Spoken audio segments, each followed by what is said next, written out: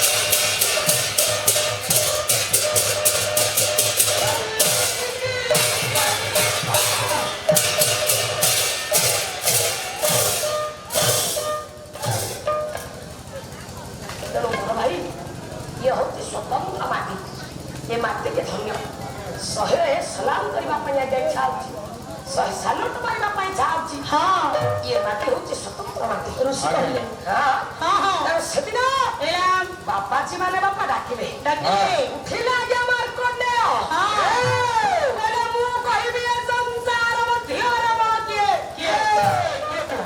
ना कहले कुह तेरे बापा मारकंडे कहले ना ये मारकंड बोलंती बड़ होई बसागो विशाल टई दे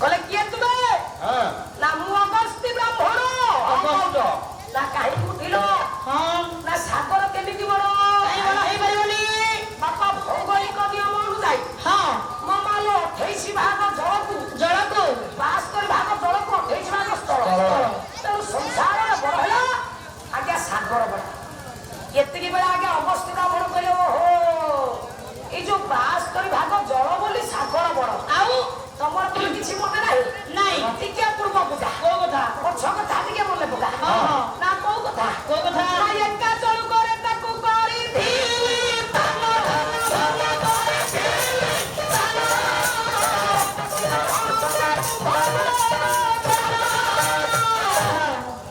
कले जो 72 भाग जल बोली कहउछ ए अगस्ती ना भण एया दिने गोटाए चलू करे 72 भाग जल को पान कर दैथिले ताले सागर केमिति बड़ तमे कान करथो अच्छा अगस्ती आज्ञा देखिला एई गोटे मिनिट भितर अधमतर पानी शेष गलो हमें जानिबो तमे सागर को चलू कर देथो सागर को चली करथला देखि अरे आपन गोटाई सेकेंड रे पड़ पीबी आइ एइले पर टिके बबरू कहिला कोन सागर को चलू कर देथलो अरे मु कोन प्रकृतर अगस्ती ओ आपण होचंती गायिका मौडमणि गीतांजलि सामंतराय अभिनय करछो आई सी बस नॉट सी तेरु बापा अगस्ती ना भण डाकिले माने सागर बड़ होई पाइबे ताले तेरु बापा जी माने विचार कले चिंता कले जो बाबा जी 72 भाग जल पाके 7 समुद्र जल को गोटाए जन करे पान कले ताको तो बड़ की अछि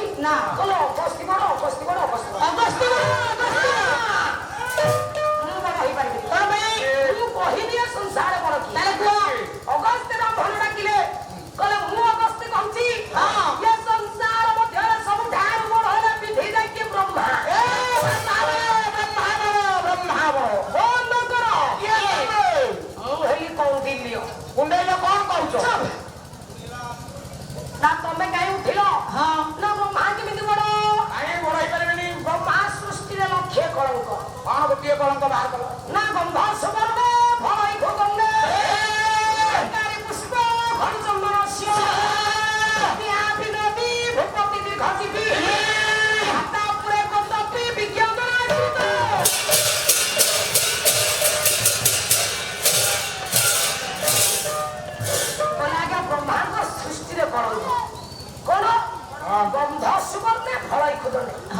ସୁବର୍ଣ୍ଣକୁ ଅତି ସୁନ୍ଦର ଭାବରେ ବ୍ରହ୍ମାକେ ବଢିଲେ ହେଲା।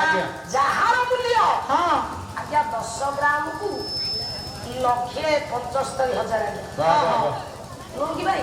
ଆଉ ଚିନ୍ତା କରନ୍ତୁ ଚିନ୍ତା କରନ୍ତୁ ଯାହାର ରେଟଟା ଏତେ ମୂଲ୍ୟମାନ ତା ଦେହରେ ବ୍ରହ୍ମା ଟିକେ ବାସନା ଦେଲେ କିଏ କଣ ଗୋଟା କଳଙ୍କ ନୁହଁ ନା ଇଏ ଗନ୍ଧ ସୁବର୍ଣ୍ଣ ଫଳ ଇଖୁ ଦେଲେ ଇଖୁ କହିଲା ଆଜ୍ଞା ଆଖୁ ଗଛରେ ବ୍ରହ୍ମା ଆଜ୍ଞା ଏତେ ମିଠା ରସ ଦେଲେ ଆଖୁ ଗଛର ଫଳଟା ଦେଇଥିଲେ କଣ ରହିଥାନ୍ତା ଯାହା ରସଟା ଏତେ ମିଠା ତା ଫଳଟା ଆଜ୍ଞା କେତେ ମିଠା ରହିଥାନ୍ତା ନାକାରୀ ପୁଷ୍ପ ଫଳ ଚନ୍ଦନ ସିଂହ ନାକାରୀ କହିଲା ଆଜ୍ଞା ପାନ ଲତାରେ ବ୍ରହ୍ମା ଗୋଟେ ଆଜ୍ଞା ଫୁଲ ଦେଲେନି ତାହାର ପତ୍ରଟା ବାପା ଖାଇବାକୁ ଏତେ ସ୍ୱାଦ ପାନ ତା ଫୁଲଟା ବାପା କେତେ ସ୍ୱାଦ ରହିଥାନ୍ତା ଆଉ ଫଳୁ ଚନ୍ଦନ ସିଂହ ଫଳୁ କହିଲା ଆଜ୍ଞା କାଠ ଚନ୍ଦନ କାଠଟାରେ ଏତେ ବାସ୍ନା ଦେଲେ ତା ଫୁଲର ଟିକେ ବାସ୍ନା ଦେଲେନି ତାହାର କାଠଟା ଏତେ ବାସ୍ନା ତା ଫୁଲଟା ଆଜ୍ଞା କେତେ ବାସ୍ନା କହିଲେ ବିଦ୍ୟା ବିନୋଦୀ ଭୂପତି ଦୀର୍ଘଜୀବୀ ଜଣେ ବିଦ୍ୟାର୍ଥୀ ହେଇଥିବେ ମାନ ସମ୍ମାନ ଥିବ 5-25 ମନକୁ ଆୟତ୍ତ କରିପାରୁଥିବ କିନ୍ତୁ ଅଳ୍ପାୟୁ ଆୟୁଷଟା ବାପା ତାଙ୍କର କଥାରେ ନାହିଁ ନା ଇଏ ଆମ ଗାଁର ସେ ଯୋଉ ରାନିଆ ପୁଅଟା ଯାହା କହ ଥରେ ଭଲ ଗୁଣ ଭଲ କାମ କରୁଛି ସୁନ୍ଦରିଆ ପୁଅଟା କିନ୍ତୁ କଣ ସେ ବିଧି ତ ତାକୁ ବିହି ଗଢିଲା ଯେ ଛୋଟାଟା ଛୋଟେଇକି ଚାଲୁଛି ନା ସେ ଅମକ ଝିଅଟା ଭଲ ସୁନ୍ଦରିଆ ଭାରି ଗୋଟିଏ ଚାଉଳରେ ଗଢା ହେଲେ କଣ ହବ ସେ ବିହି ତାକୁ ଏମିତି ଗଢିଲା ଯେ ଟେରିଟା ଗୋଟାଏ ଚାହିଁଲେ ଗୋଟାଏ ଆଡେ ଦେଖାଯାଉଛି ଇଏ କଳଙ୍କା ଆଜ୍ଞା ଚାହିଁଲେ ବିଂସାରପୁର ଦେଖାଯାଉଛି ତେଣୁ ଡାକି ଦେଲେ ବାପା ସେଦିନ କହୁଥିଲି କହିଲେ ବ୍ରହ୍ମା ବଡ ହେଇପାରିବେ ତାହେଲେ ବଡ କିଏ ନା ମୁଁ କହୁଛି କୁହନ୍ତୁ ସଚିପତି ଯାଇକି ଇନ୍ଦ୍ର ବଡ ବନ୍ଦ କର ମୁଁ ହେଲି କପିଳମୁନି କହୁଛନ୍ତି ଇନ୍ଦ୍ର କେମିତି ବଡ ଇନ୍ଦ୍ର ଗୋଟେ ଚୋର ଇନ୍ଦ୍ର ଚୋର କେମିତି ଜାଣିବା ବାପା ଇନ୍ଦ୍ର ଚୋର ନୁହଁ ପଦ୍ଧତି ଆଜ୍ଞା ଚୋଖି ଇନ୍ଦ୍ର କେତେବେଳେ କଣ ଚୋରି ଇନ୍ଦ୍ର କଣ ଚୋରି କରିଥିଲେ ବୋଲି ସିଏ ଚୋର ପଦକୁ ନେବି କେମିତି ଜାଣିବା ପଡ କେମିତି ନାଇଁ ହଉଛେ ଶ୍ରାବଣୀରେ ଝରା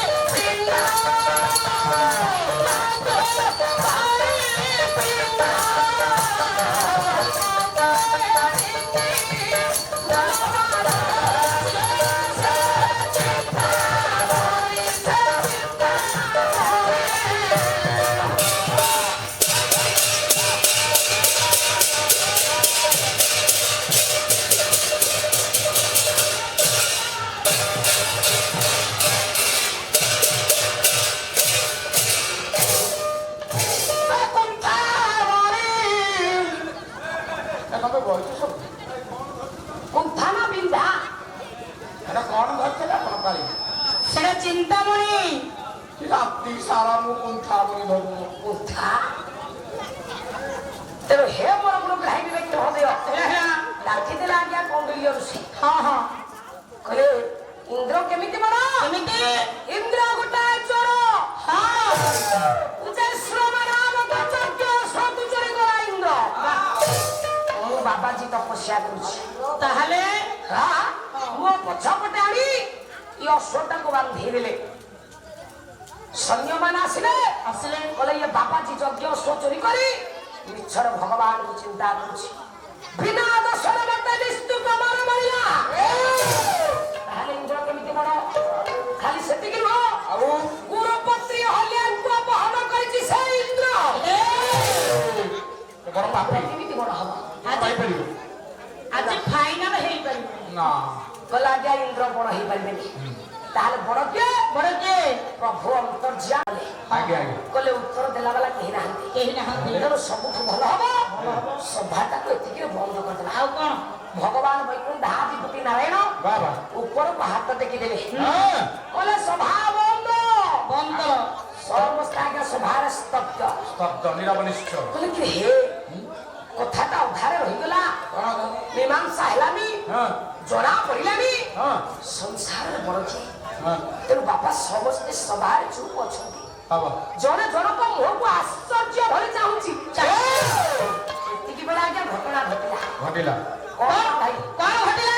ଗାୟକ ଶେଖର ନିରଞ୍ଜନଙ୍କର ମହୋଦୟ କଣ କହିଲେ? କଣ କହିଲେ? ସମସ୍ତେ ସ୍ତବ୍ଧ ଥିଲା ବେଳେ ସଭା ମଧ୍ୟରେ ଘଟିଲା ଗୋଟା ଘଟଣା। କଣ ଘଟଣା ଘଟିଲା? କଣ ଆଜ୍ଞା ଘଟିଲା? କଣ? ନାୟକ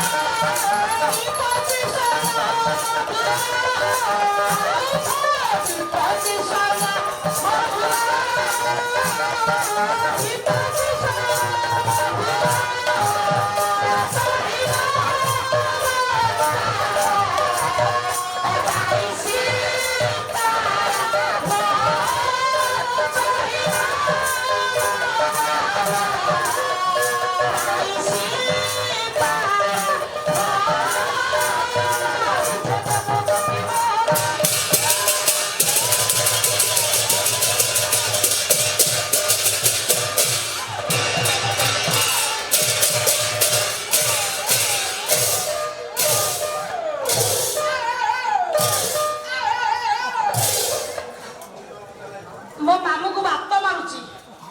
କହିଲେ ବାବା ହଁ ଯେତେବେଳେ ସଭାରେ ସମସ୍ତେ ଅଛନ୍ତି ସ୍ତବ୍ଧ, ଘଟଣା ଆଜ୍ଞା ଘଟିଲା। କହିଲେ ଆଜ୍ଞା ଏକାଳେ ବାରିଦ ବାହାରେ ଶୁଭିଲା ପଞ୍ଚି ସ୍ୱର୍ଗ ମଧୁର। କହିଲେ ଆଜ୍ଞା ଆକାଶ ମାଗରୁ ହେଲା ହେଲା ଗୋଟାଏ ବାପା ବିଣାର ଝଙ୍କାର ଶୁଭାଗଲା। ନାରାୟଣ ନାରାୟଣ ନାରାୟଣ। ସମସ୍ତେ ଆଜ୍ଞା ଚାହିଁଲେ ଉପରକୁ। ହେଲା ହେଲା ଦେଖୁଛନ୍ତି ବାପା ସେ ଜଣକ କିଏ? ଚଢି ମନୋଜାନ ପଢି ସୀତାରାମ ବିଜୟ ଦେବ ଯତିବର। ମନୋଜାନରେ ଚଢି ବିଭୁରାମକୁ ପଢି ମହତି ବୀଣାକୁ ବାଦନ କରି ଧୀନନ୍ଦନ ଦେବ ଶିବ ବାପା ଆସୁଛନ୍ତି ରେ। କେମିତି ଆସୁଛନ୍ତି? ସମସ୍ତେ ଚାହିଁଛନ୍ତି। ଦେବର୍ଷିଙ୍କର ରୂପଟା କୋଉ ଭଳିଆ ଦେଖୁଛନ୍ତି, କେଡ଼େ ସୁନ୍ଦରିଆ ଦେଖା ଯାଉଛନ୍ତି ଦେବର୍ଷି। ବହି ହେଲା ମାଘ କାବ୍ୟ, କବି ହେଲା ଆଜ୍ଞା ମାଘ। କଣ କହିଲେ ବାପା? କଣ କହିଲେ? ନାଇଁ ଧାନ ଗ୍ରହ ହରକେଶର ଦୁଇଟି ଜଟା ଶରତ ଚନ୍ଦ୍ର ମରିଚି ରୁଚି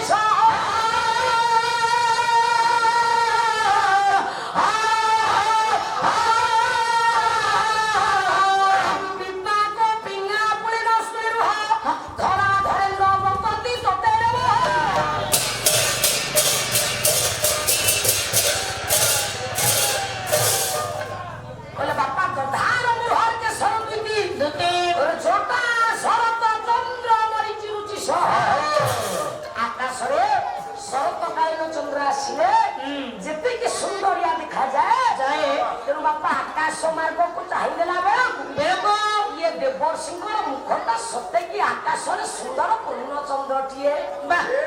ତେଣୁ ଏ ଦୃଶ୍ୟକୁ ଦେଖୁଛନ୍ତି। ଇଏ ଗଲା ମାଘ କାବ୍ୟର କବି ମାଘ କହିଲେ ହେଲା। ଆଉ ପଦେ ଓଡିଆ ପଦ ଯଦୁମଣି ମହାପାତ୍ର ବହେଲ ପ୍ରବନ୍ଧ ପୂର୍ଣ୍ଣଚନ୍ଦ୍ର ଦେବର୍ଷିଙ୍କୁ ଚାହିଁଛନ୍ତି। କେମିତି ଦେଖା ଯାଉଛନ୍ତି ବାପା ଦେବର୍ଷି? କେମିତି? ତା ପଦ ଛନ୍ଦ। ବଡ ଭାଇ କଣ କୁହନ୍ତି ଯଦୁମଣି ମହାପାତ୍ର?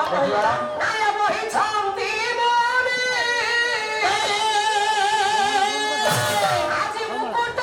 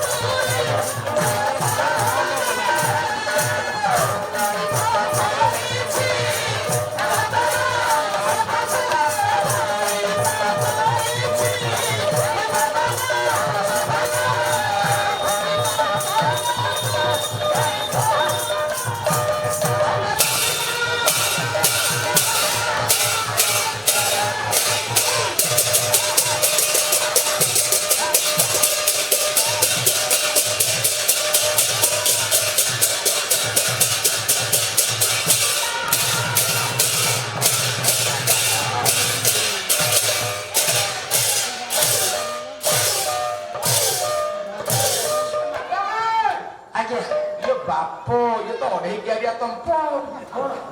ଏ ମ୍ୟାଡାମ ଏ ବାଇକ ପିଲାଟି ଆପଣଙ୍କ ମେଳର? ମେଳର ନୁଆ ଆଉ କଣ ଗୋଟେ ବାଟରେ ପଡିଥିଲା ତା ଗୋଟେ ଯାଇଛି। ଦୀର୍ଘ କେତେ ବର୍ଷ ହେଲା ଇଏ ଆପଣଙ୍କ ମେଳରେ? ଏଇ ବର୍ଷ ରଜରେ। ଇଲୋ ବାପ କି ମାର ବେ, କି ସଟ ମାରୁଛି। ସଟ ମାନେ କି ସଟ ପୁରା ଛକ୍କା ଭଳିଆ ସଟ ମାରୁଛି ଆଉ ପୁରା ଗ୍ରାଉଣ୍ଡ ସଟ ମାରୁଛି ଆଉ। ହଁ ଆରେ ବାଇକ ପିଲାଟିଏ ମା ପେଟରୁ ଜଟସି ମାମୁ ସେଟା ପେଟରୁ। ଆରେ ଭାଇ କଣ୍ଡରି ଭାଇ ଏଇଠି ଏମିତି ବାଡଉଛ ନା ଘରେ ହେମତେ ବାଡଉଥିବ? ଆରେ ଘରେ କାହାକୁ ବାଡେଇବ? ଏଠି ମୃଦଙ୍ଗ ବାଡେଇବେ, ଘରେ ମୁଗ ବାଡେଇବେ। ମୁଗ ବାଡେଇବା ଅଲଗା, ମୃଦଙ୍ଗ ବାଡେଇବା ଅଲଗା। ବାପ କି ରଣବେ। ତେଣୁ ବାପା ଦେବର୍ଷିଙ୍କୁ ଚାହିଁଛନ୍ତି। ବାପା ଚାହିଁଛନ୍ତି, ସମସ୍ତେ ଦେଖୁଛନ୍ତି। କହିଲେ ବହିଛନ୍ତି ମୁନି ମୁକୁଟ ପିଙ୍ଗଳ ଜ୍ୟୋତି ଜଟା ଭସ୍ମ ଭୂଷିତେ। ଇଏ ଆକାଶରେ ହେଲା ଦେବର୍ଷିଙ୍କର ମୁଖଟା ଯଦି ପୂର୍ଣ୍ଣଚନ୍ଦ୍ର ମୁଖ ହୁଏ ଇଏ ପୂର୍ଣ୍ଣଚନ୍ଦ୍ର ମୁଖରେ ସତେକି ଇଏ ଜଟା ଗୋଟା ମୁକୁଟ ଭଳିକିରେ ଶରୀରରେ ଭସ୍ମ ଗୁଡାକ ବିଲେପନ କରିଛନ୍ତି। ଦେହର ପିଙ୍ଗଳ ବର୍ଣ୍ଣର ବସ୍ତ୍ର ମହତି ବୀଣାକୁ ବାଦନ କରି ଆସୁଛନ୍ତି। ପ୍ରଭୁ ନାମକୁ ଭଜନ କୀର୍ତ୍ତନ ବର୍ଣ୍ଣନ କରି ଆସୁଛନ୍ତି। କେମିତି ବାପା? କେମିତି ବିଭୁ ନାମକୁ ଗାଉଛନ୍ତି।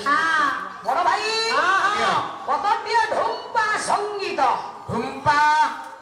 ଢୁମ୍ପାର ଗୋଟେ ସ୍ୱତନ୍ତ୍ର ବୋଲ ଥାଏ ଅଛି। ଢୁମ୍ପା ବର୍ତ୍ତମାନ ଓଡିଶାର ଭାଇରାଲ ଚାଲିଛି। କେବଳ ଢୁମ୍ପାର ଗୋଟେ ସ୍ୱତନ୍ତ୍ର ବୋଲ ଥାଏ।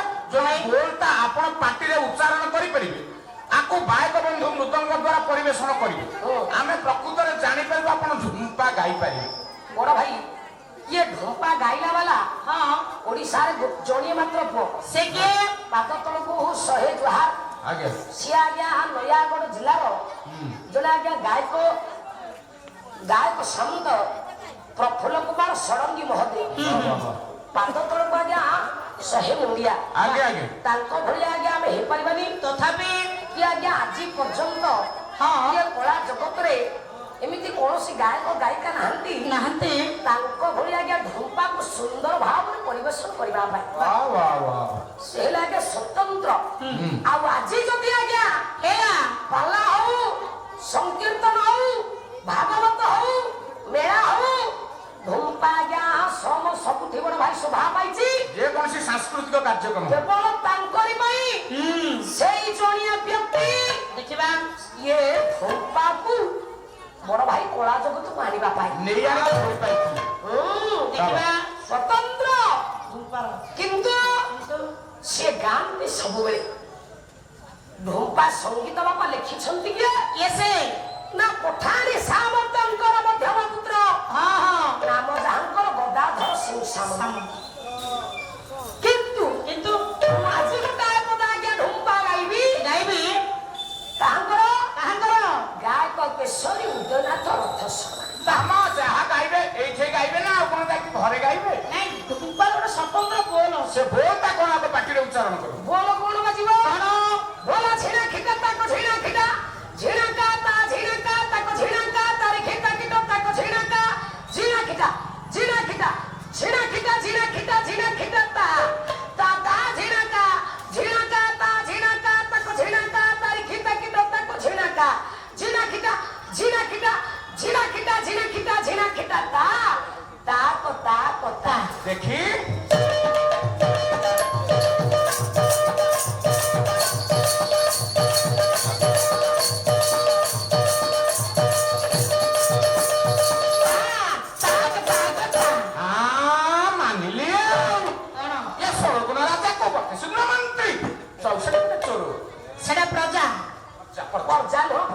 ପ୍ରଜା ଇଏ କବି ମହାଶୟ ଯୋଉ ନୟାଗଡ଼ ଜିଲ୍ଲାର ଯୋଉ ଗାୟକଙ୍କ କଥା ମୁଁ କହିଲି ତାଙ୍କ ଘର ସେଇ ନୟାଗଡ଼ ଜିଲ୍ଲାର। ଗାୟକ ବି ନୟାଗଡ଼, ଗାୟକ ହଉଛନ୍ତି ସେଇ ନୟାଗଡ଼ ଜିଲ୍ଲା। ଆମ ଗାୟନ ନୟାଗଡ଼ କିନ୍ତୁ ବର୍ତ୍ତମାନ ପୁରୀ ଡିଷ୍ଟ୍ରିକ୍ଟରେ ଅଛି। କଟକ ଜିଲ୍ଲାର ଆମ କଟକ। ତେଣୁ ବାବା ଗୋଟା ଢମ୍ପା ସଙ୍ଗୀତ ଦେବର୍ଷି ଆସୁଛନ୍ତି ହେଲା ବିଭୁ ନାମକୁ ଭଜନ କରି ଆସୁଛନ୍ତି। କେମିତି ବଡ ଭାଇ କେମିତି ନାୟକି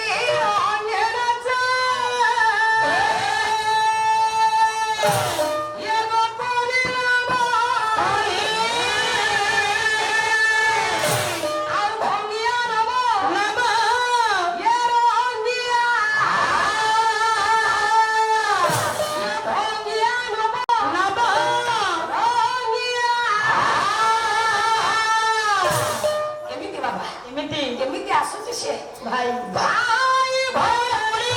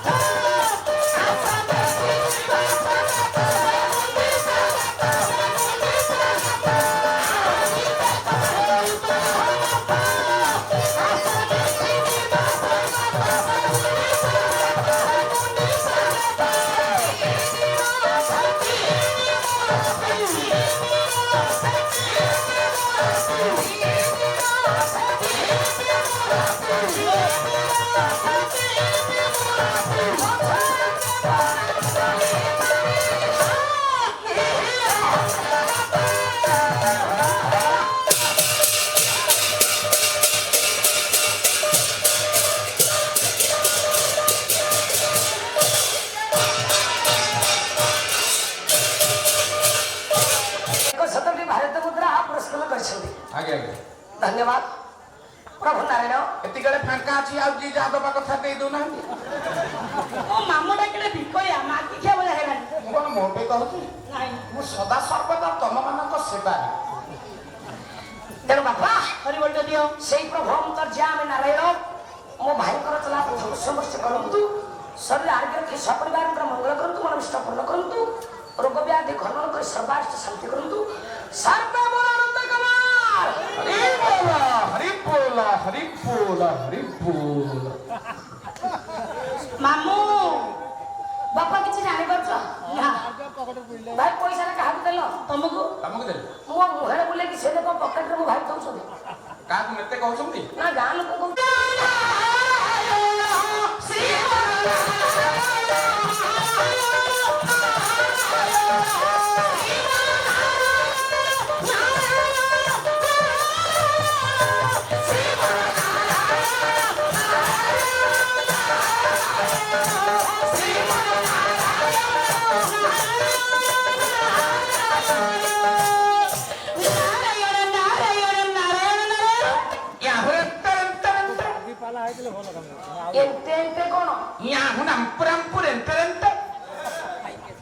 ଆଜ୍ଞା ଦେବସିଂହର ପିଣା କହୁଥିଲା ରାମପୁରାମପୁର ରେଣ୍ଟେ ରେଣ୍ଟେ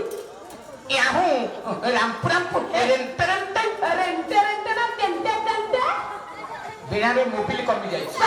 ଦେବର୍ଷି ଆସୁଛନ୍ତି ସଭା ବସିଛି। ସଭା ଆଜ୍ଞା ବସିଛି।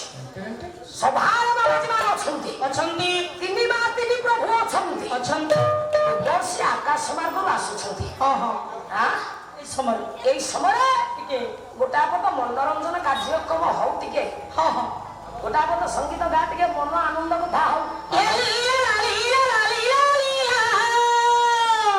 ବାପା ମାନେ ବସନ୍ତି ପୁରାଣ ଶୈଳୀ ଜ୍ଞାନୀ ବାପା ମାନେ।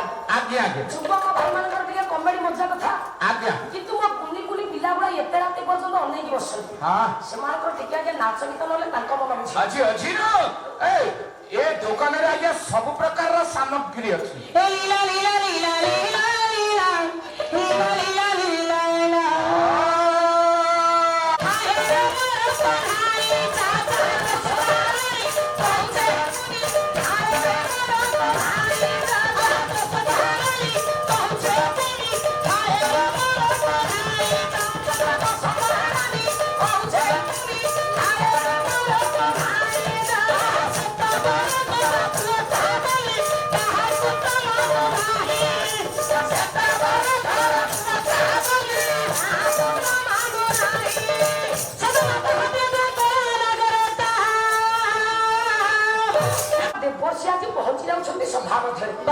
ଦେଖିଦେଲା ଆଜ୍ଞା ଗୋଟାଏ ଆସନରେ ତିନି ପ୍ରଭୁ ତିନି ମା ବସିଛନ୍ତି। ତେଣୁ ଓହ୍ଲେଇ ପଡିଲା ଆଜ୍ଞା ମନୋଜନରୁ ପ୍ରଭୁଙ୍କ ନିକଟରେ ଆଜ୍ଞା ପହଞ୍ଚିଗଲେ ପାଦ ତଳେ ପ୍ରଣାମ ଜଣେଇଦେଲେ। ନାଇଁ ତୋର ଚରଣ ଯୁଗରାଶି ତୋର ଚରଣ ଯୁଗରାଶି କୋଟି ବଦିକା କୋଟି କାଶୀ କୋଟି ବଦିକା କୋଟି କାଶୀ ସନ୍ତର ପୂଜି ଯୋଗୀ ସନ୍ତର ପୂଜି ଯୋଗୀ ଆଉ ତୋର ଚରଣେ ଶରଣ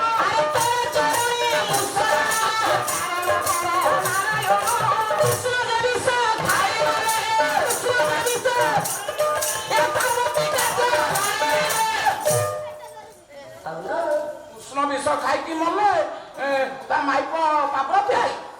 କୃଷ୍ଣ ଠାକୁର ଆଜ୍ଞା ବିଷ ଖାଇଲେ। ତା ଭାର୍ଯ୍ୟ କି ମରିଗଲେ। ତାଙ୍କର ସ୍ତ୍ରୀ ଆଜ୍ଞା ଅଷ୍ଟପାଦ ସୁନ୍ଦରୀ। ଇଏ କି ରୁକ୍ମଣୀ ସତ୍ୟଭାମା ବିନ୍ଧାମିତ୍ର ବିଷ ଖା ଜହର ଖା ମିତ୍ର ବିନ୍ଧା କାରନ୍ଦୀ ଏତେ ସବୁ ସୁନ୍ଦରୀ ସ୍ତ୍ରୀ ଥାଉ ଥାଉକା ପାର୍ବତୀ କାହିଁ କାଚ ବାଡେଇଲେ?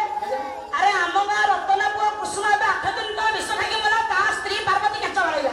ଆଉ ଏ ମଧୁସୂଦନପୁରକୁ ତମ ଗାଁରୁ ତାରି ପୁଅ ଆସିକି ତାରି କଥା ପଡିଛି ଏଠି ପରା। ତେଣୁ ମୋ ବାପା ଦେବର୍ଷି ଆଜ୍ଞା ପହଞ୍ଚିଗଲେ ସଭା ମଧ୍ୟରେ। ପ୍ରଭୁଙ୍କ ପାଦ ତଳେ ପ୍ରଣାମ ଜଣେଇଦେଲେ। କହିଲେ ଠାକୁରେ ଏତେ ବଡ଼ ସଭା ଗୋଟାଏ ଆସନରେ ତିନି ପ୍ରଭୁ ତିନି ମା ବସିଛନ୍ତି। ବାବାଜୀ ମାନେ ଅଛନ୍ତି କିନ୍ତୁ ଇଏ ହତଭାଗା ନାହିଁ। କାହିଁକି ଠାକୁରେ କଣ ହେଇଛି? ସଭାର ଅଭିପ୍ରାୟ ଆପଣ ମତେ କାହିଁ ଡାକି ନାହାନ୍ତି? ନିମନ୍ତ୍ରଣ କାହିଁ ନାହିଁ? ଏତିକି ବେଳେ ବାପା ପ୍ରଭୁ ଡାକିଲେ କହିଲେ ଦେବର୍ଷି ସଭାର କାରଣ ଠାକୁରେ ତୁମ ମା ପାର୍ବତୀ ତୁମ ବାପା ଶଙ୍କରଙ୍କୁ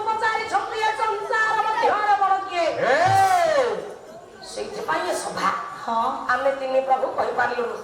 ବାବାଜୀ ମାନଙ୍କୁ ଡାକିଥିଲି କହିପାରିଲେନି ନା, ସେଇଥିପାଇଁ ସଭା ବନ୍ଦ କରିଦେଇଥିଲି। ଯଦି ତମେ ଆସିଲ ଆଗ ଆସନଟା ଗ୍ରହଣ କର। ନା ପ୍ରଭୁ ବିନା ନିମନ୍ତ୍ରଣରେ ଆସିଥିବା ଲୋକ କଣ କେବେ ଆସନ ଗ୍ରହଣ କରେ କି? ନା, ତେଣୁ ମୋର ଆସନର ଆବଶ୍ୟକ ନାହିଁ। ଆପଣ ଖାଲି କୁହନ୍ତୁ ନା ସଭାରେ ତ କେହି କହିପାରିଲେନି ବଡ କିଏ, ତେଣୁ ତମେ ଯେହେତୁ ଆସିଲଣି ତମେ କହିଦିଅ ଦେବର୍ଷି ସଂସାର ମଧ୍ୟରେ ବଡ ଜଣକ କିଏ? ଏତିକି ବେଳେ ଆଜ୍ଞା ଦେବର୍ଷି ଟିକେ ହସିଲେ, କହିଲା ତିନି ମା ଏକାଠି ଆଇ ମୁଁ କୁଆଡେ କଳିଆ ବୋଲି ମୋ ନାଁ ତାକୁ କାଟି ଦେଇଥିଲେ ଯେ ଏ କଳିଆ ବିନା ନିମନ୍ତ୍ରଣରେ ଆସିଛି ମାନେ ବାପା ସଭାରେ କଳିର ମନ୍ଦିଟା ପୋତିବ, ଗଛ ହବ, ଫୁଲ ଫୁଟିବ, ସଭାରେ ଯେତେ ଲୋକ ଅଛନ୍ତି ଚଖେଇକି ଯିବ ନା। ଆମେ ତିନି ଜଣ ଯାକ ବି କଥା ହେଇସାରିଲୁଣି। ଏଠିକି ମୁହାଇଲାଣି ମାନେ କିଛି ଗୋଟା ଖେଳ କରିକି ଯିବ ଆଉ। କାହିଁକି ନା ଏ କଳି ଖୋଜୁ ଥାନ୍ତି ନାରଦ ମୁନି, ଏ କଳି ଖୋଜୁ ଥାନ୍ତି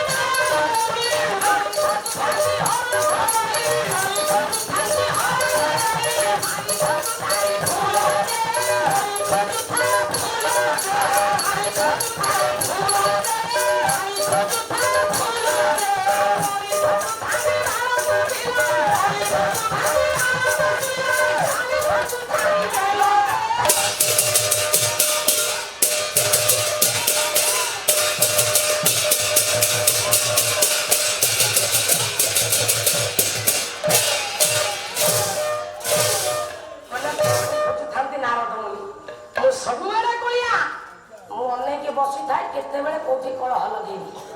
କଳି ନ ଲଗେଇଲେ ମୋର ଖାଦ୍ୟ ହଜମ ହବନି। ନା, ତେଣୁ ବାପା ଦେବର୍ଷି ଚାହିଁଲେ କହିଲେ ଏଇଥିପାଇଁ ସଭା ନା ହଉ ତାହେଲେ ନା ତମେ ଆସିଲଣି ମାନେ କହିଦିଅ। ନା ଠିକ ଅଛି ପ୍ରଭୁ, ଯଦି ଆପଣଙ୍କର ଆଦେଶ ହେଲାଣି ତାହେଲେ ମୁଁ କହିବି ନା। ଚାହିଁଲା ଆଜ୍ଞା ବାବାଜୀ ମାନଙ୍କ ଆଡେ, କହିଲେ ମୁଁ ଦେବଦତ୍ତି, ଦେବତା ମାନଙ୍କ ସହିତ ମୋର ଜାତି ଅଛି।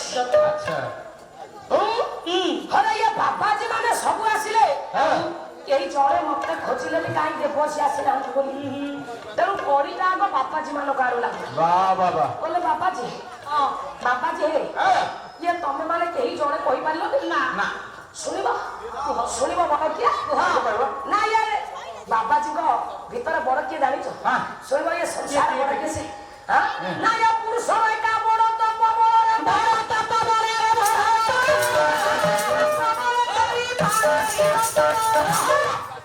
କହିଲେ ଯେଉଁ ବାବାଜୀର ତପସ୍ୟା ଯେତେ ଅଧିକା ହେଇଥିବ ସଂସାର ମଧ୍ୟରେ ସେଇ ହଉଛି ଆଜ୍ଞା ମୋର। ତେଣୁ ସମସ୍ତ ବାବାଜୀ ବସିଥିଲେ ଏକା ବେଳେ ଆଜ୍ଞା ସମସ୍ତେ ଉଠିଲେ।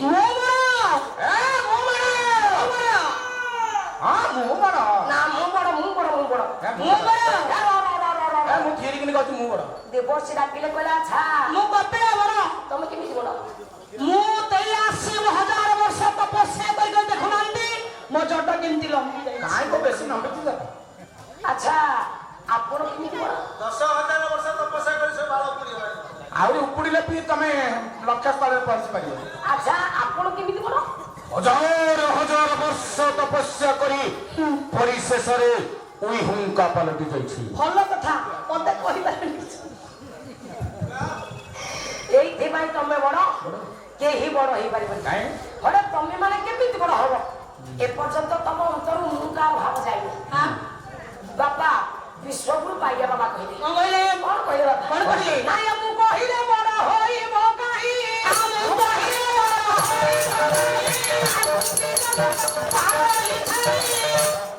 କହିଲେ ମୁଁ କହିଲେ ବଡ ହୋଇବ କାହିଁ? ହରେ ଏପର୍ଯ୍ୟନ୍ତ ଅନ୍ତରେ ମୁଁ କାହା ଭାବ ତମ ଦୂରୀଭୂତ ହୋଇନି। ସମସ୍ତେ କିଏ କହୁଛି ମୁଁ ବଡ। ହରେ ତମେ କଣ ବଡ ହବ? ଯୋଉଦିନ ମୁଁ କାହାର ଭାବକୁ ଦୂରୀଭୂତ କରିବ କି ଜାଣି କିଞ୍ଚିତ ମାତ୍ର ପ୍ରଭୁଙ୍କର ପୁନା ହବ। ତୀର୍ଥନିବାସୀ ବଳିଆ ଆଜ୍ଞା ପ୍ରମାଣ କଲେ। ଇଏ ମୁଁ ଶବ୍ଦର ଅର୍ଥ ଏମିତି ଗୋଟା ବିଷମ ସମସ୍ୟା। ବେଳ ଆସିବ, କାଳ ଆସିବ, ସମୟ ଆସିବ, ଆମକୁ ଏମିତି ତଳିତଳାନ୍ତ କରିବ ନିଜ ନିଜକୁ ଚିହ୍ନିବା ଅସମ୍ଭବ ହେଇଯିବ। କଣ କହିଲେ? କେମିତି ବାପା? କେମିତି? ନାଇଁ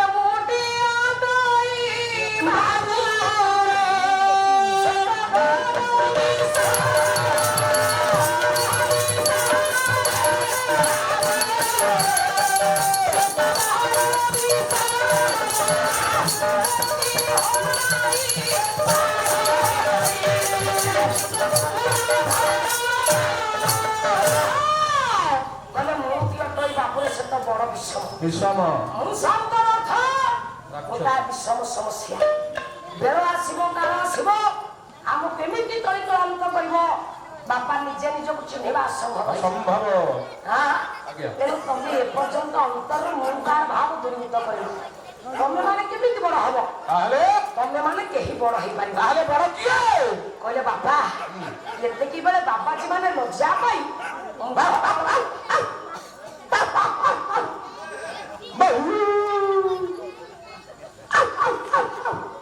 କୋଉଠି ଥିବ ଆସିକି ପୁଳାଇ ନେଇଯିବ ଜାଣି ସିଏ ଆଜ୍ଞା ଚୁପ୍ ହେଇଗଲା ଯଦି ପୁଳାଇ ନେଇଯିବ ମୋ ମାଇଁ ଆଉ ଚିହ୍ନି ପାରିବନି ମୋ ମାମୁଁ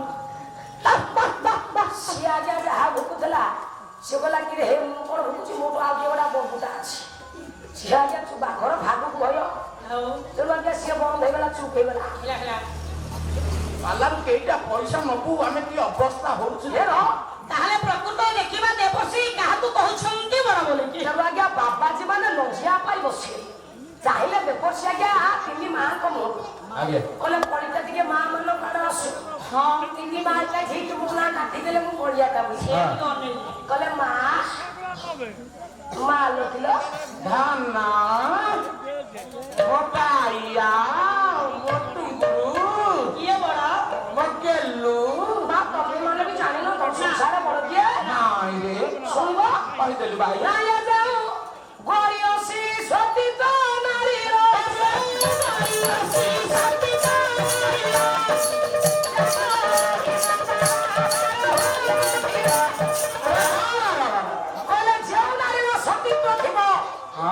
যে প্রকৃতর সতী সতী পতিব্রতা নারী হয়েছিল সে হচ্ছে সংসার মধ্যে বড় জানিনু তু এতিকি বেড়ে আগে উঠি পড়িলে পার্বতী না ସବୁଥିରେ ଆଗକୁ ଡାକିଦେଲେ ବାପା କହିଲେ ମା ହରଙ୍କା ଘରଣୀ ନାମ ମୋର ପାର୍ବତୀ ପାର୍ବତୀ ନା ଆରେ ସେଟା ସତୀଙ୍କ ମଧ୍ୟରେ ମୁଁ ଏକମାତ୍ର ସତୀ ପାର୍ବତୀ ନା ପାର୍ବତୀ ବର୍ତ୍ତମାନ ଯୋଉ ଅବସ୍ଥାକୁ ମୁଁ ଗଲିଣି ଦିହର ମୁଣ୍ଡରେ ମୋର ଆଉ ଲୁଗା ରହୁଛି ବଡ ଭାଇ ଯେତେବେଳେ ସତୀରେ ମୁଁ ଗଣା ହେଇସାଇଲି ଆମ ପାର୍ବତୀ ଏଇନା ଆଜ୍ଞା ସବୁଆଡେ ଦଣ୍ଡ ନାଚ ଆରମ୍ଭ ହେଲାଣି ନା ମା ପାର୍ବତୀ ହୁଳା ହୁଳା ହେଇକି ଆଜ୍ଞା ଡେଉଛନ୍ତି କେମିତି ଚାଲୁଛନ୍ତି ଦେଖିନ ଗୋଟେ ପଦ ହଉ ଗୋଟା ପଦ ହଁ ନାଇଁ ଏମିତି ଚାଲିଲେ ହବନି ନାଇଁ ନବମୀ ଚାଲିଛି ସବୁଆଡେ ରାମ ନବମୀ ଆଜ୍ଞା ରାମ ନାମ ହଉଛି ଗୋଟା ପଦ ରାମଳା ବୋଲ ବାଜିବ ଦେଖିବା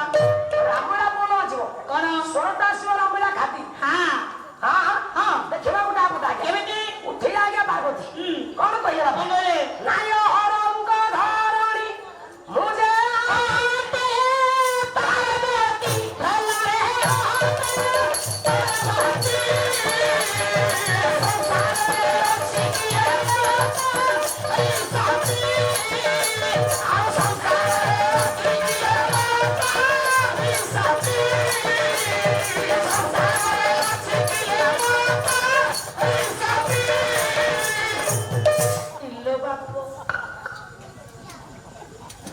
ଆଲୋ କିଏ ଅଛି ମୋ ଠାରୁ ସତୀ ଆଲୋ ତୁ ତ ଗୋଟେ ପିଟ ପିଲୋ ପିଠ ପିଠା ଆଲୋ ପିଠ ପିଠା କଣ ଖରାପ ଜିନିଷ କଣ ଭଲ ଜିନିଷ ବିଶ୍ୱରେ ଟପିବାରୁ ମୋ ନାଁ ହେଲା ବିଟପି ବିଶ୍ୱରେ ଟପିଲି ବୋଲି ମୋ ନାଁ ବିଟପି ମୁଁ ହରଙ୍କ ଘରଣୀ ନାମ ମୋର ପାର୍ବତୀ କୋଉ ବାଗେରେ ଅଛି ଦେଖୁନାହାନ୍ତି ଆଜ୍ଞା ସାପ ଫେଣା ଦେଖିଲା ବେଳେ ମୁଁ ପାର୍ବତୀ ଫେଣ ପଛକୁ କଣ ଫେଣ ତ ଆଗକୁ କହିଲେ ମୁଁ ହରଙ୍କ ଘରଣୀ ମୋ ନାଁ ପାର୍ବତୀ ମୁଁ ପର୍ବତ ନନ୍ଦିନୀ ମୋ ଠାରୁ ସତୀ ଆଉ ସଂସାର କିଏ ଅଛି ନାଇଁ ଏତିକି ବେଳେ ଦେବଶ୍ରୀ ଚାହିଁଲେ କହିଲେ ମା କଣ ହେଲା ଭାଇଆ ମୁଁ ମାନୁଛି ତୁ ସତୀ ତୁ ବଡ ଆଉ ଡେଲି କିଆ କରୁଛୁ ଜନ୍ମ ଜଗତ ତତେ ପୂଜା କରୁଛି ସାର୍ଟିଫିକେଟ ଦେଇଦଉନୁ କିନ୍ତୁ ତୋଠେ ଟିକିଏ କଳଙ୍କ ରହିଯାଇଛି କଣ କଣ ଏଟା ଭେଜେ କଳଙ୍କ ଅଛି ମୋ ନାଁଟା ଟିକିଲାଟେ କରିଦେ ତୋର ମନ ନାହିଁ ମା ଟିକିଲାଟେ କରିଦେ ଶୁଣୁ ଟିକେ ଗାଇଆ ଗାଇଆ କହୁଛି ଶୁଣୁ ତୋ କଥା ଏ ଭାଇଆ ତୋ କଥା ଟିକେ କହୁଛି ଶୁଣୁ ମୋ ନାଁଟା ଟିକିଲାଟେ କରିଦେ ଚାପ ନା ମା ଶୁଣିବୁ ତୋ କଥା କଣ ନା ଇଏ ଯେତେବେଳେ ମହିଷ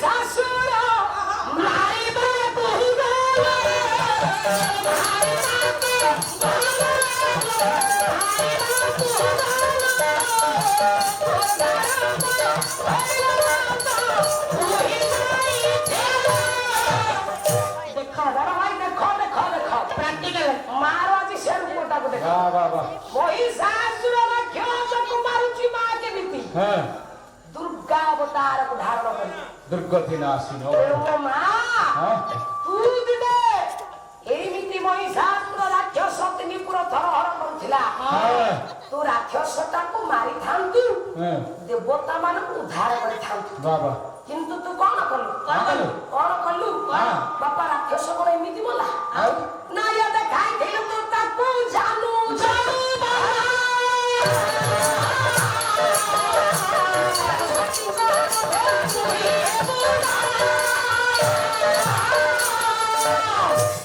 ମହିଷାସୁର ରାକ୍ଷସ ପରପୁରୁଷ ତୁ ଗୋଟା ପର ସ୍ତ୍ରୀ ପର ନାରୀ ଗୋଟା ପରପୁରୁଷ ଆଗରେ ଉଲ୍ଲଗ୍ନ ହୋଇ ତ ଜାନୁ ଯୌବନ ଦେଖେଇଲୁ ବାଃ ବାଃ ତ ସତୀ ତ ରହିବ ରହିବ ବାପା ନା ତାହେଲେ ତୁ କେମିତି ସତୀ ଛପେଇ ଦେ କଣ ବାଇଲା ଛପେଇବି ମାନେ ମା ସତୀ ହେଇପାରିବନି ନା ଲିଭେଇ ଦେ କଥାଟା କିନ୍ତୁ ଆମ ଗାଁ ପାଖର ଜଣେ ଦିଟା ପୁଅ ଝିଅ ଛାଡିକି ପଳେଇଛି ସେ କେମିତି ସତୀ ହେଲା ଏ ବସ ବସ ସିଏ ସତ୍ୟ ହେଇପାରିବ ମୁଁ ଜଗତର ମା ହେଇକି ମୁଁ ସତ୍ୟ ହେବି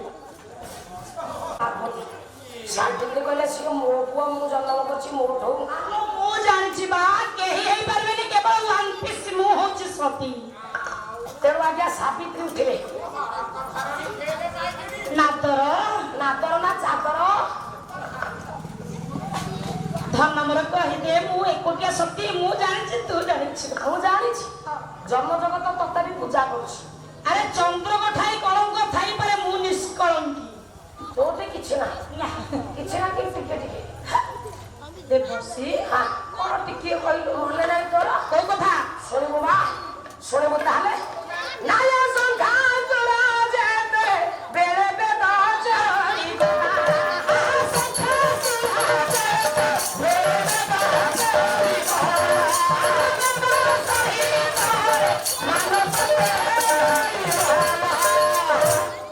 କଲେ ମା ଯେତେବେଳେ ସଂଘାସୁର ରାକ୍ଷସ ବିଚାର କଲା କଲା ଇଏ ବେଦପତି ବ୍ରହ୍ମା ବେଦଟାକୁ ରଖିଛି ବୋଲି ବ୍ରହ୍ମା ପଦକୁ ନେଇଛି ବାଃ ବାଃ ବାଃ ଯଦି ମୁଁ ବେଦ ଗୁଡାକ ପଢିବି ଆଣିବି ବ୍ରହ୍ମା ପଦଟାକୁ ମୁଁ ନେଇଯିବି ବାପା ରାକ୍ଷସ ନା ତେଣୁ ଆଜ୍ଞା ସେଦିନ ଇଏ କଥା ଚିନ୍ତା କରି ଚାଲିଲା ଆଜ୍ଞା ଯଶୋବନ୍ତପୁରକୁ ଦେଖିଲା ନାହାନ୍ତି ବେଦପତି ବ୍ରହ୍ମା ଦେଖନ୍ତୁ ଆଜ୍ଞା ବସିଲା ଯାଇ ଆଜ୍ଞା ବେଦ ମୁଣ୍ଡରେ ଯେତେ ରୋଲ ହେଇଥିଲା ବାପା ମାନେ ଜ୍ଞାନୀ ବାପା ମାନେ ବସିଛନ୍ତି ବିଶେଷ କରି ଯୁବକ ଭାଇ ମାନେ ମା ମାନେ ଟିକେ ଗୁରୁତ୍ୱ ଦିଅ ଯେତେ ରୋଲ ଆମ ଗାଁରେ କରିଥିଲେ ସବୁ ତ ବଢିଆ ହେଲାନି ଶଙ୍ଖାସୁର ରୋଲଟା ଶଙ୍ଖାସୁର ଚାଲି ଏମିତି ହବ କାହାର ତେଣୁ ବାପା ବେଦ ନିକଟରେ ବସିଲା ଆକୁରେଟ ଚାଲି ବେଦ ଗୁଡାକ ଆଜ୍ଞା ଆଡେଇ ତାଡେଇ ଦେଖିଲା ଦେଖିଲା କହିଲା ସେ ବ୍ରହ୍ମା ୟା ଦେହରୁ କଣ ପଢୁଛି ମୁଁ ତ କିଛି ବୁଝିପାରୁନି ନା ବୁଝ ମୂର୍ଖ କହିଲା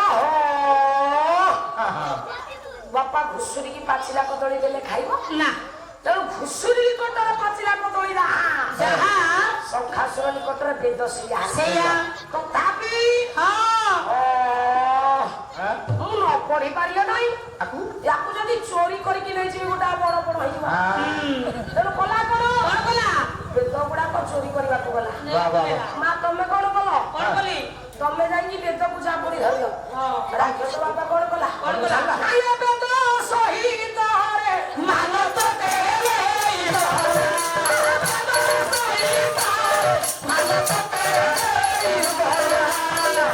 କହିଲେ ବେଦ ତ ନେଲା ବେଦ ସାଙ୍ଗରେ ତତେ ବି ନେଇକି ପଡେ ଆଉ ମତେ ନେଇଗଲା ବୋଲି ମୁଁ କଣ ସତୀ ହେଇଗଲି ଜଣେ ପର ପୁରୁଷ ଜଣେ ପର ସ୍ତ୍ରୀକୁ ବଳାତ୍କାର ସ୍ୱରୂପ ବା ଜବରଦସ୍ତ টানি টানি তা ঘরକୁ নব ତା ଘର ଆଜ୍ଞା ବେଶୀ ନ ଯୋଡ଼ିଏ ଦିନ ରଖିବ ତା ପରଦିନ ଆସିଲା ବେଳକୁ ଆଉ ତା ସତୀତ୍ୱ ଥବ ଆମ ମାଇ କେମିତି ଗଲା ଆଉ ଗୋଟେ ଝିଅ ହେଇକି ଆସିଲା ପରେ ପୁଣି କେମିତି ସତୀ ହେଇକି ରହିଲା ହଁ ଏଇଠି ଆମ ଗାଁ କାଶିଆ ମାଇବ 3 ମାସ ପଦାରେ ବୁଲିଲା ପୁଣି ଘରକୁ ଆସିଲା ତାକୁ ସତୀ ବୋଲି ଆଖ୍ୟା ଦେଲେ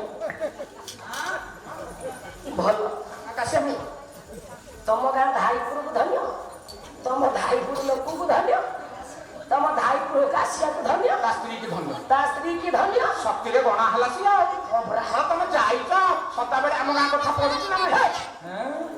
ତେଣୁ ମୋ ବାପା ବସିଲେ ସାବିତ୍ରୀ ପାର୍ବତୀ ଶେଷରେ ଉଠିଲେ ଲକ୍ଷ୍ମୀ କ୍ଷମେ ମୋଠୁ କିଏ ଅଛି ସତୀ ଉଠି ପଡିଲା ଆଜ୍ଞା ଲକ୍ଷ୍ମୀ ଠାକୁରାଣୀ ଡାକିଲେ କହିଲେ ଧନ ଆରେ ମୁଁ ହଉଛି ନାରାୟଣଙ୍କ ସ୍ତ୍ରୀ ନାମ ମୋର ଲକ୍ଷ୍ମୀ ଏ ସଂସାରକୁ ମୁଁ ପରି ଜଗଉଛି ମୋ ଦ୍ୱାରା ଏ ସଂସାର ପରିଚାଳିତ କହିଲେ ମା ତମେ 3 ଜଣ 2 ଜଣ fail I am win the match ସେଇଥିପାଇଁ ତୁ ବାଇ ଠାକୁରାଣୀ ବୋଲି ତ ଦିହର ମୁଣ୍ଡରେ ଲୁଗା ରହୁନି ଆଜ୍ଞା ରହିବ ମୁଁ ତ ବର୍ତ୍ତମାନ ଅଗ୍ରଗଣ୍ୟ ହେଇସାରିଲିଣି ବାପା, ତମ 2 ଜଣ ପଦାରେ ପକେଇ ମୁଁ ଫାଇନାଲରେ ପ୍ରବେଶ କରିସାରିଲିଣି ଏଠି କଣ ଆଜ୍ଞା କ୍ରିକେଟ ଖେଳ ହଉଛି ଖାଲି କପଟା ବାକି ଅଛି ନା ଆଇ ଆମ win the match win Lakshmi ଯଦି କପ ବାକି ଅଛି ନେ ଆମେ ତତେ ପାସ୍ କରି ଦଉଛୁ ନା ତେମେ ରନର୍ସ ଆଇ ୱିନର କହିଲେ ମା ମୁଁ ଜାଣିଛି ତୁ ସତ ଜନ ଜଗତ ତତେ ପୂଜା କରୁଛି ଆଉ ଡେରି କାଁ କରୁଛୁ କିନ୍ତୁ ତୋ କଥା ବିପଦ ଶୁଣିବୁ ହଁ ଶୁଣିବୁ ମା ତ ଭଲ ଗୁଣ ନାଇଁ ନା କିଛି କହୁନା ଲୋ ଶୁଣିବୁ ମା ବାପରେ ନା ତୁ ଏକ ଘର କରାଉଛୁ ତା ବିଷୟରେ ଆଉ କିଛି କହୁନା ଖାଲି ଟିକିଲାଟେ କରିଦେ ନା ତୁ ଏକ ଘର କରାଉ ସହସ୍ର ଘର ଭାଇ ସହସ୍ର ଘର କରାଉ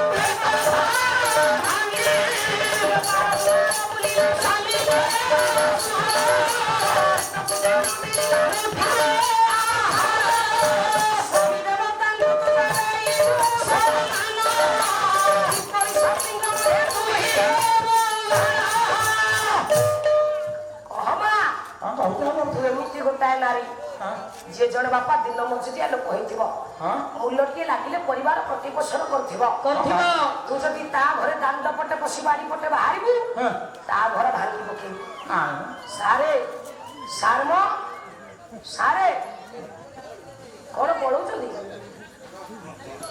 ପଢେ ଆଉ 10 ମିନିଟ୍ ବସନ୍ତୁ ହଁ ଆପଣ ମାନେ ଗଲେ ଭାରି ଆମେ କାହାକୁ ନେଇକି ଆରେ ତମେ ତ ନଥିଲେ କିଛି ହବନି ଆପଣ ପୁରା ଅଛନ୍ତି ମୁଖପାନ ତେଣୁ ବାପା ଡାକିଦେଲେ ଦେବର୍ଷି କହିଲେ ମା ତୁ ଏମିତି ଗୋଟାଏ ନାରୀ ଯାହା ଘରେ ଦାଣ୍ଡ ପଟେ ବସି ବାରି ପଟେ ବାହାରିବୁ ତା ଘର ଭାଙ୍ଗି ଦେଇଛୁ ନାଇଁ ରେ ପୁଅ ମୋ ବିଷୟରେ ତୁ ଗୋଟାଏ ଘର ସଜାଡ଼ିବୁ ଶହ ଶହ ଘର ଭାଙ୍ଗିବୁ ଆରେ ବାଇଆ ତ ଜୀବ କେତେ ନେଉଛୁ ତୁ ମୋରି ବିଷୟରେ ଖାଲି ଚର୍ଚ୍ଚା କରୁଛୁ କହିଦେ ମୁଁ ହଉଛି ସତୀ ନାରୀ ବୋଲି ମୋ ନାଁଟା ଟିକେ ଟିକିଲାଟେ କରିଦେ ନା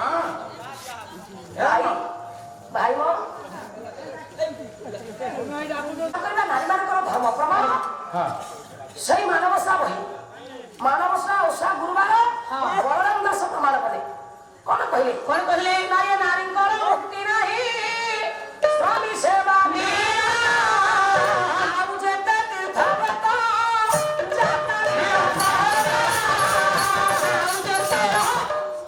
କଲେ ସ୍ୱାମୀଙ୍କର ମୁକ୍ତି ନାହିଁ ନାରୀଙ୍କର ମୁକ୍ତି ନାହିଁ ସ୍ୱାମୀ ସେବା ବିନା ତେଣୁ ନାରୀମାନଙ୍କର ଧର୍ମ ନାରୀମାନଙ୍କର କର୍ତ୍ତବ୍ୟ ମାନ ସ୍ୱାମୀଙ୍କ ସେବା କରେ ମୁଁ ମୋର ଏଠି ବହୁତ ମା ମାନେ ଅଛନ୍ତି ଆଚ୍ଛା ମା ଟିକେ ହାତ ଦେଖିଲ ଦେଖି କୋଉ ମା ମୋର ରାତି ପାଇଲେ କିଏ ସ୍ୱାମୀଙ୍କ ପାଦ ତଳେ ଆଗ ମୁଣ୍ଡିଆ ମାରିଛି ଅಯ್ୟ ଭାଇନା ଆମେ ଆମ ଆଡୁ ଆଗେ ଯିବା ଭାଇନା ତମର ସବୁ ସେବା ଠିକ ଠାକ ଚାଲିଛି ତ ଆଜ୍ଞା ନାଇଁ ଆଜ୍ଞା ସଶକ୍ତିକରଣ ନୁହଁ ନାରୀ ଆଜ୍ଞା ସଶକ୍ତିକରଣ ହେଇଛି ଅସ୍ତ୍ର ଶସ୍ତ୍ରକରଣ ଆଜ୍ଞା ସଶକ୍ତିକରଣ ନୁହଁ ଆଜ୍ଞା ନା ନାରୀ ଶକ୍ତି ଜାଗରଣ ହୁଅ ନାରୀ ଆଖିରେ ନିଆ କଣ ନାରୀ ଆଖିରେ ନିଆଁ ଆଉ ହମ ନାରୀ ଯଦି ଚାହିଁବ ଆଜ୍ଞା ସେଇ ନାରୀ ଆଖିରେ ନିଆଁ ହେଲାଣି ବୋଲି ନାରୀ ମାନେ ଆଜ୍ଞା ସବୁ ଉଗ୍ର ହେଲେଣି କେହି ଆଜ୍ଞା କାହାରିକି ମାନୁନାହାନ୍ତି ନାରୀ ହେଲେ ନାରୀ ରହି ସ୍ତ୍ରୀ ଆଜ୍ଞା ସ୍ୱାମୀ କି ମାନୁନି ସ୍ୱାମୀ କି ଶ୍ରେୟ କରୁନି ଦେଖୁନାହାନ୍ତି ବାପା ଯଦି ଆଜ୍ଞା ସ୍ୱାମୀ ବିଲରୁ ଘଟିକି ଆସିବେ ଇଏ ଖରା ବେଳ ସମୟ ଉଦୁଉଦିଆ ଖରା ବେଳ ହେଇଥିବ ସ୍ୱାମୀ ଆଜ୍ଞା ଖରାରେ ଆସିବେ ମୁଣ୍ଡ କଣ ହେଇଯାଉଥିବ ସ୍ୱାମୀ ଯଦି ମାଗିବେ ହଇକେ ଶୁଭୁଛି ଇଏ ପାଣି ଗ୍ଲାସ ଟେ ଆଣିବ ନା ତମେ କଣ ଘରର କୁଣିଆ ହେଇଛ ଯଦି ସେତିକି ବେଳେ ଗୃହକୁ ସାରେ ଆସିବେ ନାଇଁ ମାଲୋ ଆଲୋ ଆଜି ମୁଁ ଏ ମହିଳା ଲୁଗାଟା ପିନ୍ଧିଛି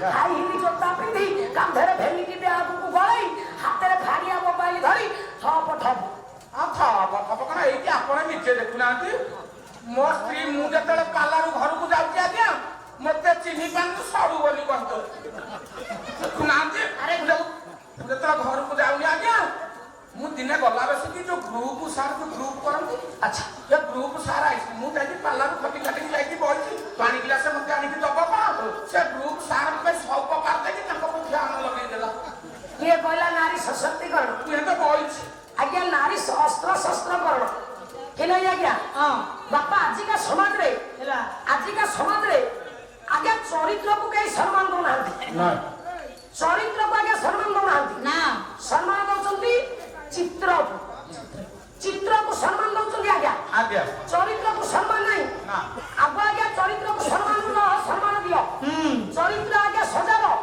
ତାପରେ ଯାଇ କିନ୍ତୁ ଆଜିକା ସମାଜରେ ହେଲା ସମସ୍ତେ ଚିତ୍ରକୁ ଆଜ୍ଞା ଫଟୋକୁ ସମ୍ମାନ ଦେଲେ ବାବା ବାବା ଫଟୋକୁ ଲାଇକ୍ ବାଡେଇଲେ ହଁ ଫଟୋକୁ ସବସ୍କ୍ରାଇବ କଲେ ଫଟୋକୁ କମେଣ୍ଟ କଲେ ହେଲା ଫଟୋକୁ ଆଜ୍ଞା ଦେଖିଲେ କେଡ଼େ ସୁନ୍ଦରିଆ ହେଇଛି କିନ୍ତୁ ନିଜର ଅନ୍ତର ଭିତରେ ଯୋଉ ଚରିତ୍ରଟା ଅଛି ଅଛି ଏ ଚରିତ୍ରଟା ମୋର ଭଲ କି ଖରାପ ଆଜ୍ଞା ସେ ଚିନ୍ତା କଲେନି ହଁ ତେଣୁ ବାପା ଏଇଥିପାଇଁ ଆପଣ ମାନଙ୍କର ମାଳିକା ପଦେ ମନେ ପଡିଯାଏ ନାଇଁ ଏ ନାରୀ ମାନେ ଉଗ୍ର ହେବେ ଇଏ ପୁରୁଷଙ୍କୁ ହତ ମାନ କରିବେ ଯାଇ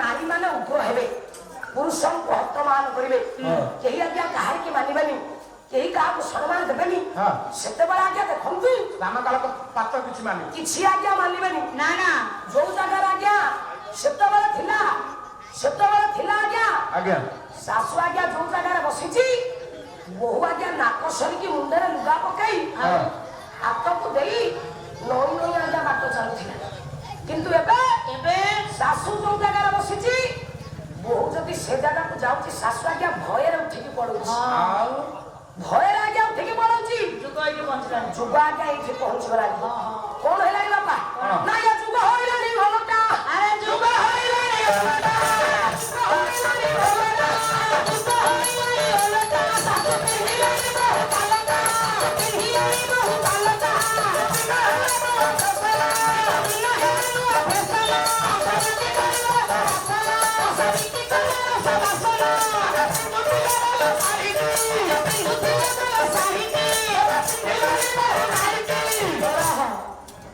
ଗଲା ଆଜ୍ଞା ସେତେବେଳେ ଥିଲା ଶାଶୁଙ୍କ କଥାରେ ବୋହୂ ମାନେ ଚାଲୁଥିଲେ ଏବେ ବହୁ କଥାରେ ଶାଶୁ ଉଠି ବସେ ବୋହୂ କଥାରେ ଶାଶୁ ଉଠି ବସ ହଉଛି କି ନାଇଁ ବାପା କିନ୍ତୁ ଆମର ସେତେବେଳେ ହଉନି ଆଉ ମୁଁ ଯେତେବେଳେ ମାସ ବରିଆ ପାଲା ସାରିକି ଯାଉଛି ମୋ ଶାଶୁ ମତେ ସ୍ନେହରେ କହୁଛନ୍ତି ମା ତୁ ଯା ଶୋଇପଡ଼ିବୁ ମୁଁ ବାସନ କୁସନ ମାଜି ଦଉଛି ଲୁଗାପଟା ସବୁ ତୋଳି ଆଣୁଛି ମୋ ଶାଶୁ ଏତେ ଭଲ ଭଲ ମାନେ ଏ ଯୋଉ ପାନ ଗୁଆ ଗୁଣ୍ଡ ପେଇ ଯୋଉ ଦୁଷ ଧରେଇ ଦଉଛି ତା ମନୋବଳ ଉଚ୍ଚା ଶାଶୁଙ୍କର ସେବା କଣ ଦିନ ରାତି ସେବା ଆରେ ମୋ ଶାଶୁ ଭଳିଆ ସଂସାରରେ ଶାଶୁ ନାହିଁ ଆରେ ତମେ ପାଲା ଗାଈ ଯୋଉ ଟଙ୍କା ନେଇକି ଦେଇ ଦଉଛ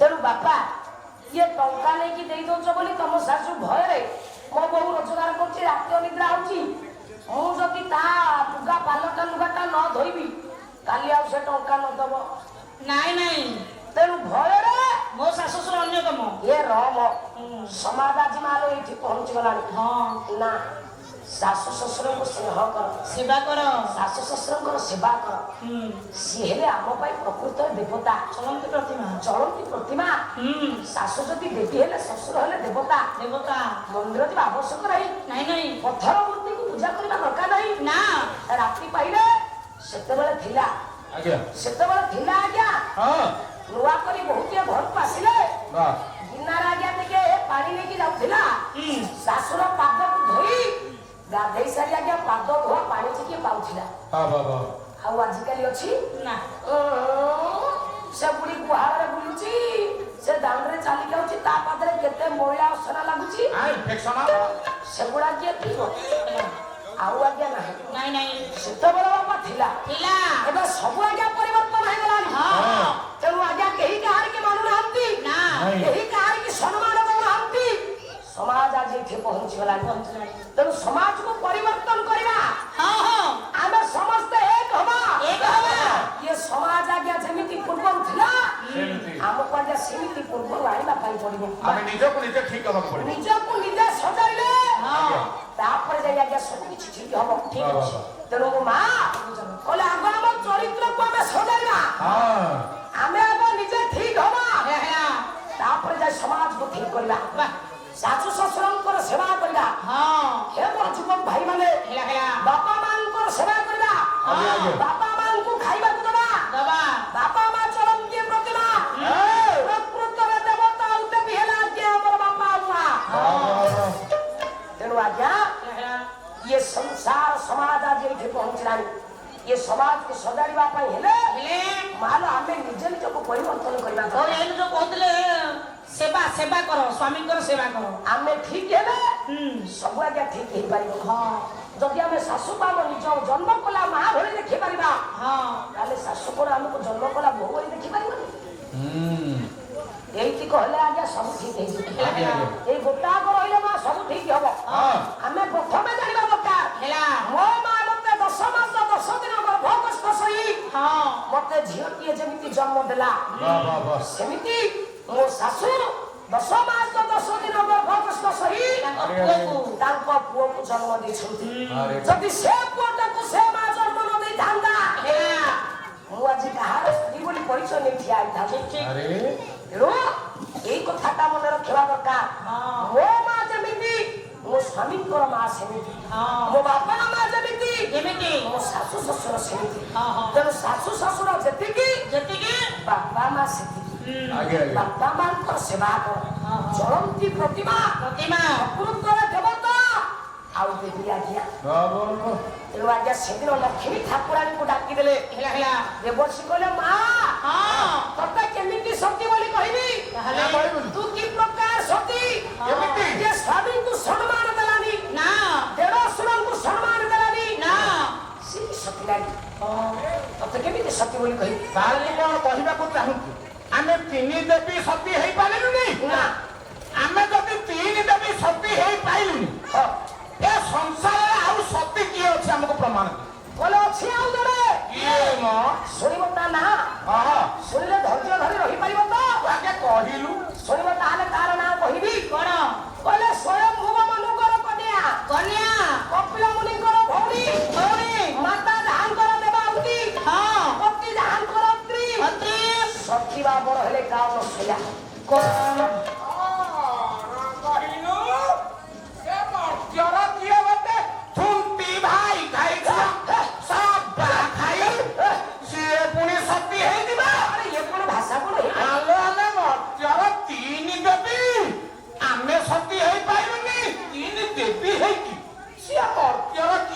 ଛୁଆ ତା ନାଁ କଣ କହିଲୁ?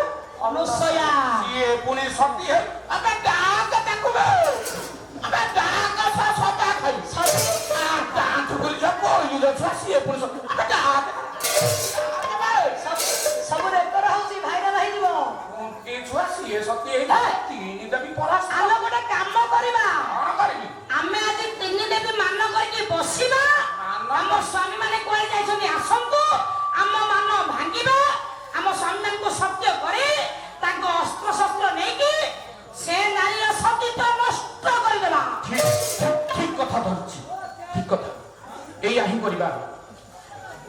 ଯେ ତମେ ଯୋଉ ଭଳିଆ ହଉଛ ମା ନା ସବା ଖାଇ ଆଣ୍ଡା ଠୁକୁରି ଡାକୁଛନ୍ତି ଆଜ୍ଞା ଆସ ନା ପ୍ରିୟତମା ପାର୍ବତୀ ଆରେ କଣ ହେଇଛି ଟିକେ ଚାହିଁବା ନାଇଁ ଆମ ସୁନ୍ଦରୀରେ ସୁନ୍ଦରୀରେ ସୁନ୍ଦରୀରେ ଏମତା ସୁନ୍ଦରୀ ନୁହେଁ ଗো ତମେ ଆଉ କଣ ଗো ପଚରି ଗো ପଚରି ନା ପଚରି ନାଇଁ ମୋ ମାନ মই ମୋ ଗଛ ଏରେ ଅଭିମାନୀ ଏରେ ମାନ ମାନ ଦୂର କର ତୁମକୁ ନା ମୋ ମନ କଣ କହୁଛି କଣ କହୁଛି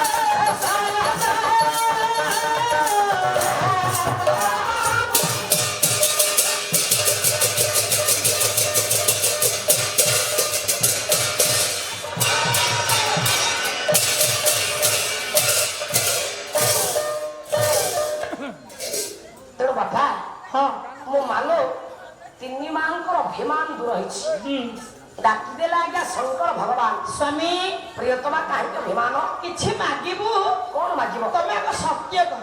ସତ୍ୟ କରୁଛି ଯାହା ମାଗିବ ଦେବି। ହଁ ହଁ ଆଜ୍ଞା ପାର୍ବତୀ ଆଣିଲେ ତ୍ରିଶୂଳ, ସାବିତ୍ରୀ ଆଣିଲେ ବ୍ରହ୍ମାସ୍ତ୍ର, ହଁ ଲକ୍ଷ୍ମୀ ଆଣିଲେ ଆଜ୍ଞା ଚକ୍ର। ଚକ୍ର ଆଚ୍ଛା ହଁ ତେଣୁ ବାପା ହେଲା ହେଲା ଇଏ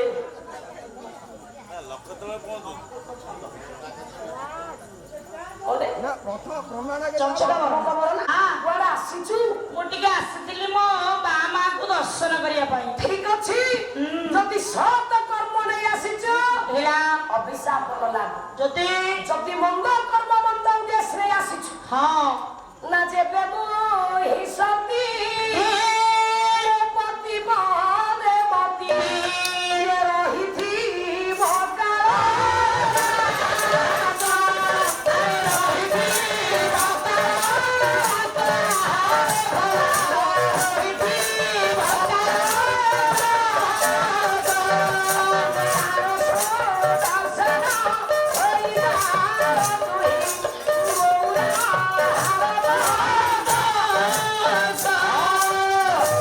କହିଲେ ଯଦି ମୁଁ ସତୀ ସ୍ୱାଧିପତି ବ୍ରତାରୀ ହେଇଥିବି ହେଇଥିବି ଏ ସୁଦର୍ଶନ ହଁ ମନ୍ଦ ଉଦ୍ଦେଶ୍ୟ ନେଇ ଯଦି ଆସିଥିବୁ ହେଲା ମୋ ଗଳାରେ ଯୋଉ ହାର ଲମ୍ବିଛି ବାଃ ଏଥିରେ ତୁ ପଦକ ହୋଇ ରହିଲ। ସୁଦର୍ଶନ ଅନୁସୟାଙ୍କ ଗଳାରେ ବାପା ଗୋଟା ପଦକ ହେଇଗଲା। ହେଇଗଲା ତେଣୁ ଆଜ୍ଞା ହଁ ଚାଲିଗଲା ତ୍ରିଶୂଳ, ଡାକିଦେଲ ଅନୁସୟା ହଁ କହିଲେ ତ୍ରିଶୂଳରେ ମା ତୋ ପାଇଁ ମୋର ଗୋଟିଏ କଥା, କୋଉ କଥା ମା ଯଦି ସତ କର୍ମ ନେଇ ଆସିଛୁ ଅଭିଶାପ ନ ଲାଗୁ, ହଁ ମା ନହେଲେ ମୋ ମସ୍ତକରେ ତୁ ଝରା କାଠି ହୋଇଲା। ଚକ୍ର ହେଲା ଆରେ ଗୋଚି କାଠି ମାନେ ଡିମ୍ବକଣ୍ଡା ଯାହା କୁହନ୍ତି, ମାନେ ସେତେବେଳେ ନାରୀ ମାନେ ସେତେବେଳେ ଯୁଗରେ ହଁ ସେତେବେଳେ ଯିବୁ। ପୁରାଣ ଯୁଗରେ ହଁ ନାରୀ ମାନେ ଯୋଉଟା ଆପଣ ଝରା କାଠି କହୁଛନ୍ତି, ନାରୀ ମାନେ ଖୋସାରେ ସେଇ ଡିମ୍ବକଣ୍ଡା ଖୋସନ୍ତି। ମୋର ଯେତେବେଳେ